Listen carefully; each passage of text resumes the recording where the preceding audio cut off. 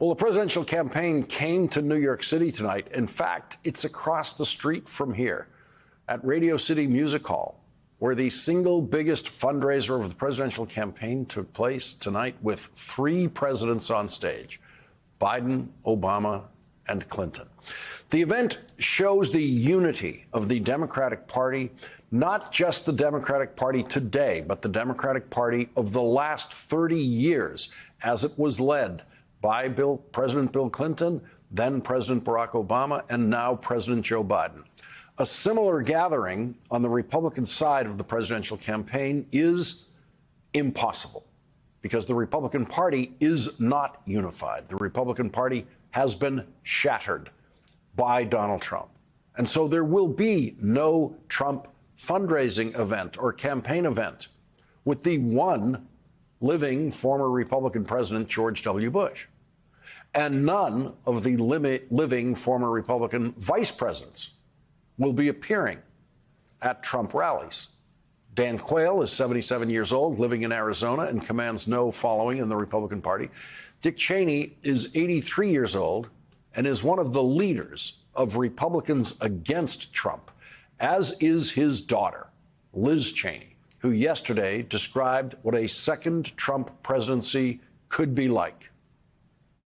It's important to recognize, for example, what it would mean to have a president who refused to abide by the rulings of our courts. And when, you have a situation where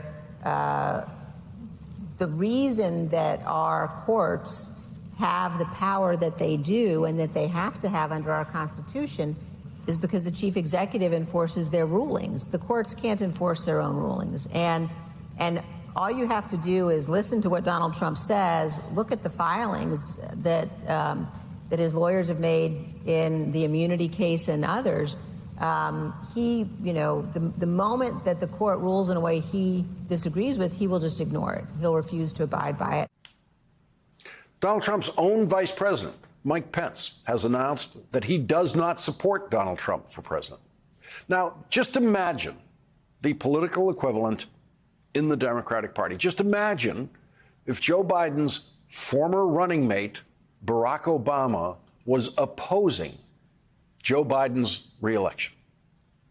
It is inconceivable, because the Democratic Party is fundamentally sane, and the Republican Party has been lost to Trumpian madness, to the point that Mike Pence refusing to endorse Donald Trump is now considered perfectly normal in Trump world.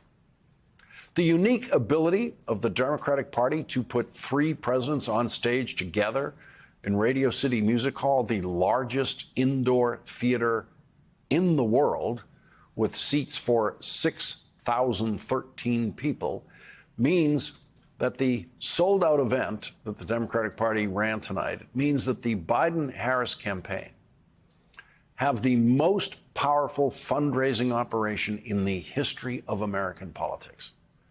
That sold-out event raised more than $25 million, which is more than the Trump campaign raised in the entire month of February.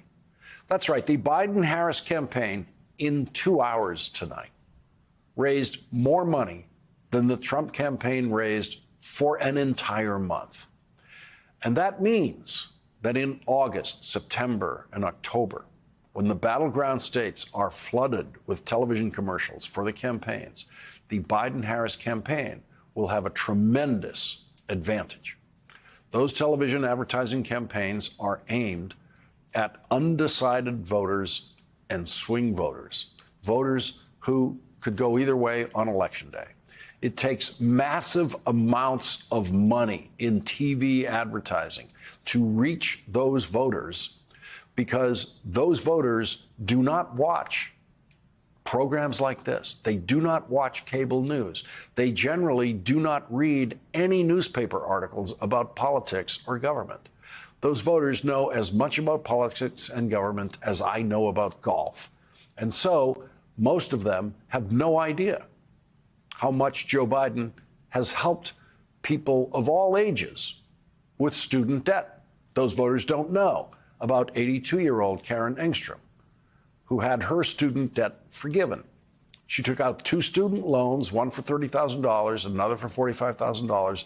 And over time, with interest, those loans grew to a total of $175,000. She said, quote, "It was a burden. I couldn't think of it all the time. It was just there in the background. I thought it would be forgiven when I died." Joe Biden erased that debt for that 82-year-old woman. That's the kind of story that can be told in a 30-second TV commercial. The voters who will be informed by those commercials in the last weeks of the campaign don't yet know that Joe Biden has capped the price of insulin for diabetes patients. Those voters don't know about so many of the Biden accomplishments that can be easily summarized in 30-second commercials. But by the end of October, with the Biden-Harris campaign outspending the Trump campaign on TV advertising in the battleground states, many more voters will know about those Biden accomplishments than know about them tonight. That's why fundraising is so important in this presidential campaign, and Donald Trump is losing very, very badly in the fundraising race. According to the New York Times review of federal records, Donald Trump has spent $100 million of campaign money on legal fees for Donald Trump, averaging, quote, more than $90,000 a day in legal-related costs for more than 3 years. None of it paid for with his own money. Instead, the former president has relied almost entirely on donations made in an attempt to fight the results of the 2020 election. Today, the Biden-Harris campaign posted this new ad. With the president visiting 8 swing states in just 18 days, throughout the month, Biden has crisscrossed the country.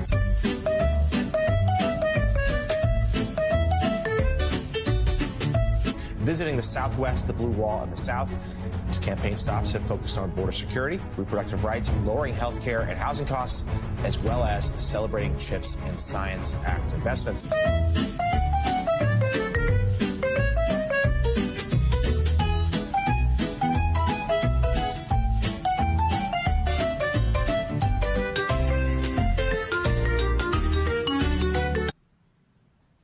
Before tonight's fundraiser, the 3 presidents recorded a podcast with hosts Jason Bateman, Will Arnett, and Sean Hayes, who became the first podcasters in history to have 3 presidents as guests at the same time.